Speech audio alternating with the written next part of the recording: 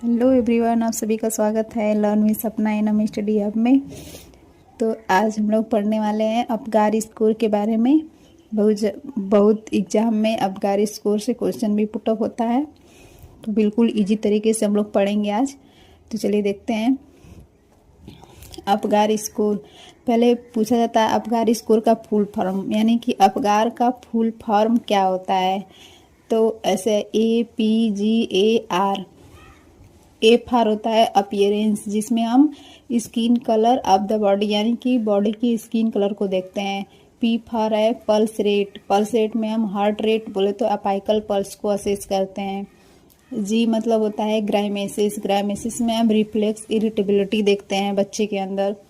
ए मतलब होता है एक्टिविटी। एक्टिविटी में हम क्या देखते हैं मसल स्टोन, यानी कि बच्चा कितना एक्टिव है, उसकी मसल किस प्रकार काम कर रही है, वो हम एक्टिविटी के अंदर देखते हैं। और फिर होता है रेस्पायरेशन। रेस्पायरेशन में हम हमेशा रेस्पायरेटरी एफर्ट देखते हैं। रेस्पायरेशन रेट कभी नहीं देखा जाता है अपगार स्कोर में। ये वेरी वेरी इंपॉर्टेंट है, क्योंकि रेस्पायरेटरी एफर्ट के अंदर हम रेस्पायरेशन की पैटर्न को चेक करते हैं कि वह रेगुलर है या इरेगुलर है। बस इसमें यही देखा जाता है, उसी को हम रेस्पायरेटरी एफर्ट बोलते हैं। इसको डिस्कवर किसने किया था? त्याने discover by doctor Virginia Apgar, जो कि 1952 में किए थे। यानी कि अपगार स्कोर को खोजने वाले डॉक्टर वर्जीनिया अपगार हैं, और ये एक तरह के अमेरिकन एनेस्थेसियोलॉजिस्ट थे। अब तीसरा पॉइंट क्या है, how many body system assess in Apgar score. तो आंसर हमारा है 3।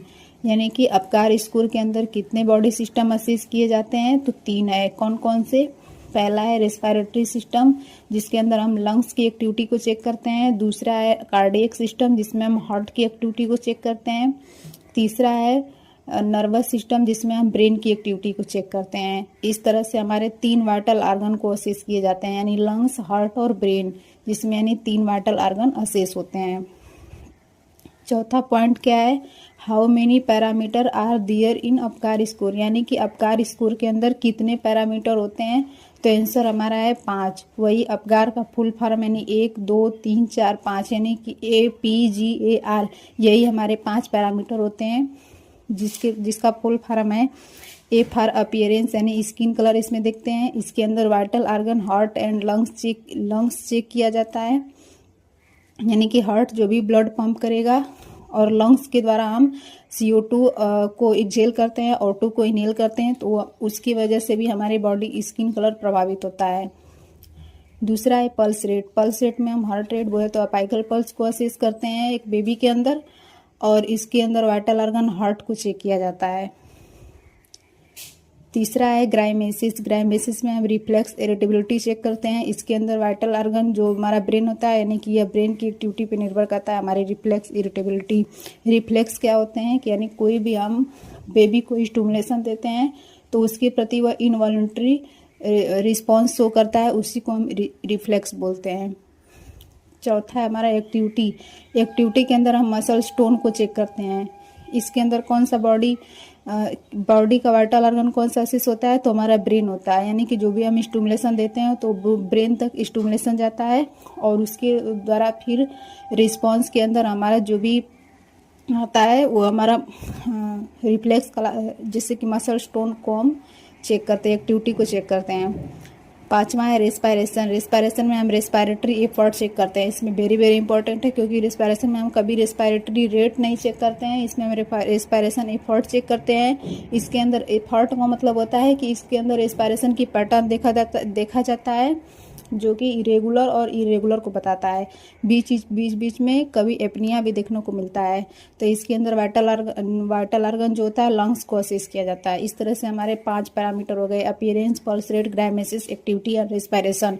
इसके अंदर क्या क्या देखा जाता है? तो हमारे skin colour, heart rate, reflex irritability, muscle stone और रेस्पायरेटरी एफर्ट हो गए। ये हमारे पैरामीटर के बारे में बात हो गया। 5वां पॉइंट है sequence of parameter for assessing the Apgar score, यानी कि अपगार स्कोर के अंदर किस तरह से सीक्वेंस होता है, यानी कि हम पहले क्या चेक करते हैं। हम कभी भी अपीयरेंस, जैसे कि अपगार स्कोर में जैसे एफ से स्टार्ट होता है, तो कभी भी हम अपीयरेंस से स्टार्ट नहीं करते। इसकी एक सीक्वेंस होती है कि कैसे हमें अपगार स्कोर को चेक करना है। तो पहले हम बच्चे के अंदर सबसे पहले हम पल्स रेट चेक करते हैं, जिसके अंदर हम हार्ट रेट को चेक करते हैं, जिसमें हमारी अपाइकल पल्स होती है।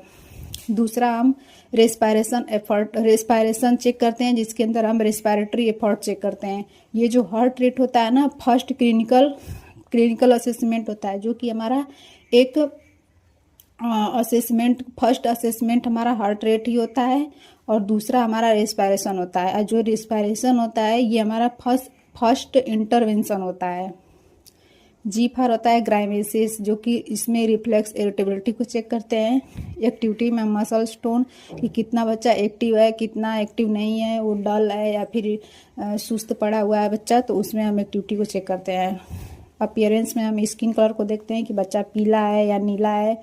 साइनोसिस की कंडीशन में बच्चा नीला हो जाता है, और जॉन्डिस अगर है तो उसमें बच्चा पीला हो जाता है स्किन। छठवां पॉइंट है where is the Apgar score assess, यानी कि हम अपगार स्कोर को कब चेक करते हैं।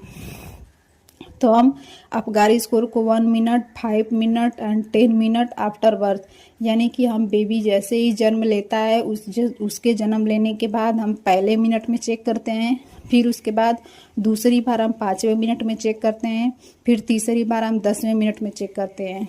लेकिन मोस्ट इम्पोर्टेंट क्या है कि जो 5वां मिनट वाला होता है वो मोस्ट रिलायबल होता है, और 10 मिनट जो होता है हम बस इमरजेंसी के अंदर चेक करते हैं, क्योंकि अगर 5 मिनट वाला मोस्ट रिलायबल ही होता है, इस वजह से हम आगे नहीं चेक करते। यदि 5 मिनट वाला रिलायबल नहीं आया, अगर अच्छे से रिस्पॉन्स नहीं आया, तब हम 10 मिनट वाले पे जाते हैं।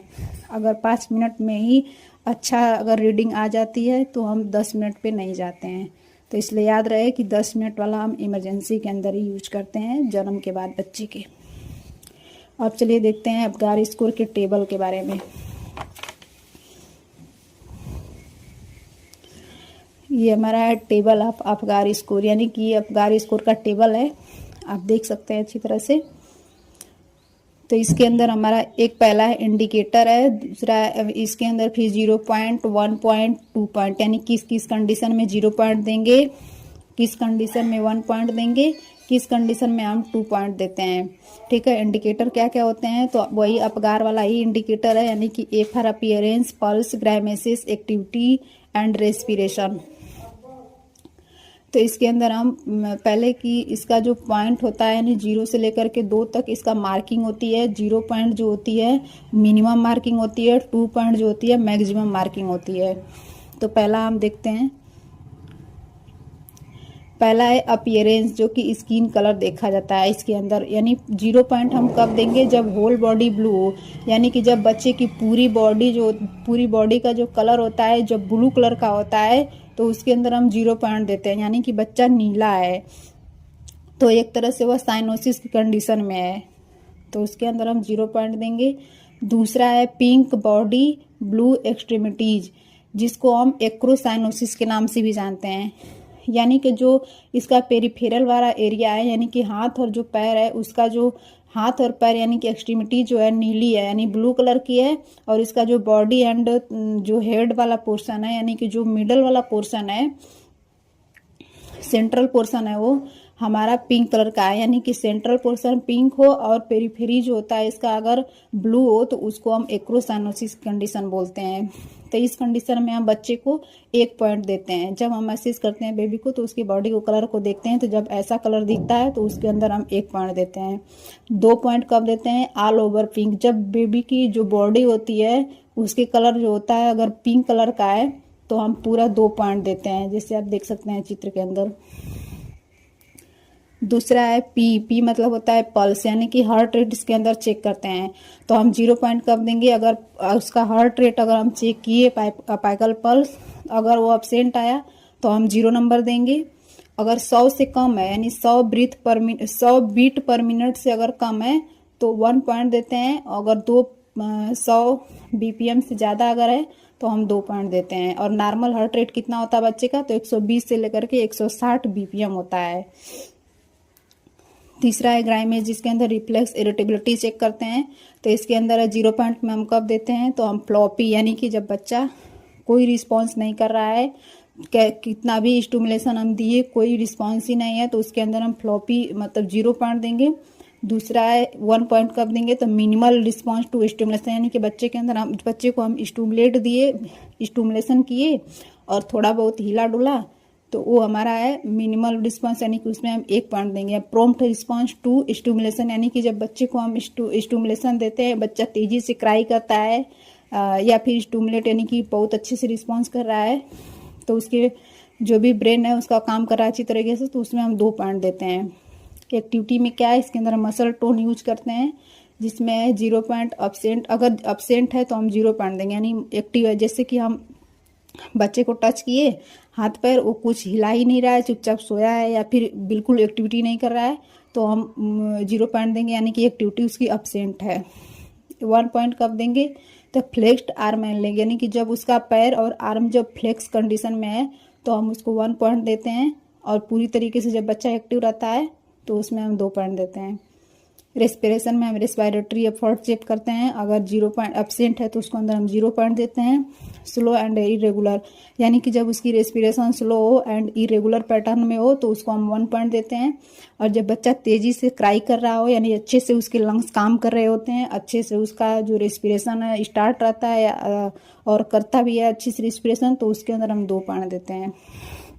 मोस्ट इम्पोर्टेंट पॉइंट क्या होता है यहाँ पे कि अपगार स्कोर स्केल नंबर, यानी अपगार स्कोर का स्केल नंबर पूछा जाता है, तो 0 से लेकर के 10 तक होता है, और इसका जो 0 मार्क होता है वो मिनिमम होता है, 10 जो होता है मैक्सिमम मार्क होता है। मैक्सिमम मार्क हम यहाँ से निकालते हैं, क्योंकि मैक्सिमम मार्क और मैक्सिमम जो स्केल नंबर है वो हमारा 10 है, और क्योंकि मैक्सिमम मार्क जो होता है 2 होता है, तो इस वजह से हमारे 5 पैरामीटर है, तो 1 2 3 4 5, तो 5 पैरामीटर में हम जब 2 का मल्टीप्लाई करेंगे तो हमारा 10 स्केल जो होता है, स्केल नंबर जो होता है मैक्सिमम निकल के आता है। अब 0 जो होता है मिनिमम मार्क है, तो उसमें हम 5 का मल्टीप्लाई करेंगे तो हमारा 0 आएगा।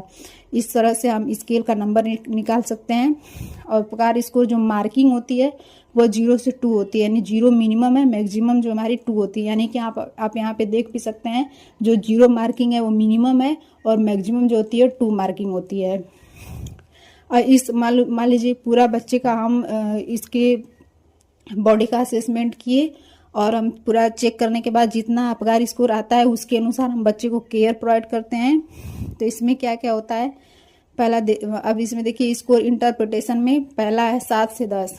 अगर 7 से 10 है अपगार स्कोर का नंबर, तो वो हमारा नॉर्मल कंडीशन के अंदर आता है, जिसको हम नो डिप्रेशन के नाम से भी जानते हैं। इसके अंदर बेबी डूइंग वेल, यानी बेबी अच्छे तरीके से काम कर रहा होता है, और इसके अंदर हमें कोई भी किसी तरीके असेसमेंट करने की कोई ज़रूरत नहीं होती है। हम बेबी को बिल्कुल नॉर्मल रूटीन केयर देते हैं, जैसे कि नॉर्मल किसी बच्चे को दिया जाता है। दूसरा हमारा कंडीशन अगर 4 से 6 के बीच में आता है तो हमारा मॉडरेट डिप्रेशन होता है। मॉडरेट डिप्रेशन में हम बच्चे को नीड ऑब्जर्वेशन एंड सपोर्ट, यानी कि इसके अंदर ऑब्जर्वेशन सपोर्ट इसमें हम बच्चे को स्टिमुलेशन देते हैं, ऑक्सीजन प्रोवाइड करते हैं सीपैप वेंटिलेशन के द्वारा, और साथ ही साथ हम इसमें हीट भी प्रोवाइड करते हैं बच्चे को, क्योंकि हाइपोथर्मिया से भी बचाना होता है। इस तरीके से हम मॉडरेट डिप्रेशन में हम केयर देते हैं। 0 से 3 में क्या है, सीवियर डिप्रेशन के अंदर जाता है बच्चा। इसमें बहुत सीवियर कंडीशन होती है। इसके अंदर बच्चे को अर्जेंट नियोनेटल रिसस्किटेशन की नीड होती है, यानी इसमें CPR की नीड होती है। अगर नहीं की CPR तो बच्चे का डेथ भी हो सकती है। तो सो गाइस, आज ये हमारा वीडियो रहा अपगार स्कोर के ऊपर, तो आप अच्छी तरीके से इस टेबल को देख भी सकते हैं। बहुत इजी तरीके से हमने समझाने का प्रयास किया है। अगर नहीं कहीं समझ में आए तो आप कमेंट भी कर सकते हैं। और thank you so much for watching. आप मेरे चैनल को सब्सक्राइब, लाइक एंड शेयर भी कर सकते हैं। Thank you so much for watching.